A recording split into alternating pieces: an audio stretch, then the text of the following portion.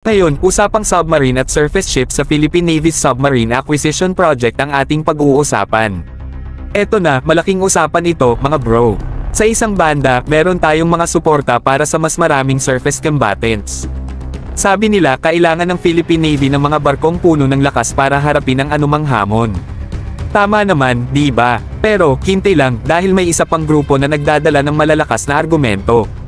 Naniniwala sila na ang mga submarines ang sikreto dito, mga bro. Isipin nyo isang submarine na mas malakas pa kaysa sa mga frigate, corvette, at patrol vessels na pinagsama-sama. Sa kasalukuyan, mayroong Philippine Navy na siyam na major surface ships. Dadami pa ito at aabot sa 19 sa taong 2026 hanggang 2027 at aabot ng 25 sa taong 2030. Pero teka lang, mayroon pang isa. Kung dadagdagan pa natin ng submarines, aabot tayo sa ratio na 12.5 surface ships bawat submarine. Parang may party ng mga warships at dalawang submarines na nagtatago ng kanilang tunay na pagkakakilanlan. Sandali lang, tignan natin ang mga kapitbahay natin. May Malaysia, Singapore, Vietnam, at iba pa. Meron sa kanila na ratio na mababa sa 3:1 salamat sa kanilang malalaking pera at impresibong kapangyarihan sa dagat. Pero, tandaan natin, sa Southeast Asia, umabot lang tayo sa 4:1 hanggang 11:1.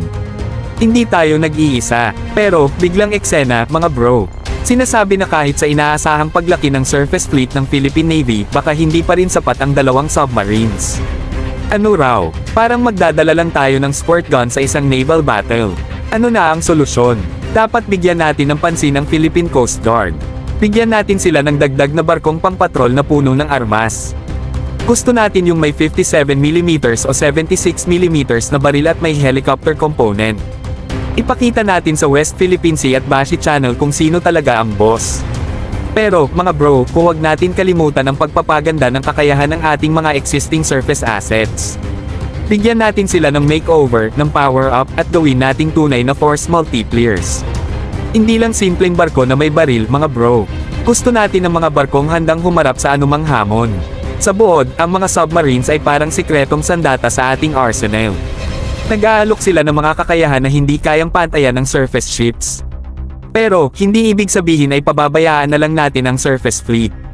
Ayaw natin yan.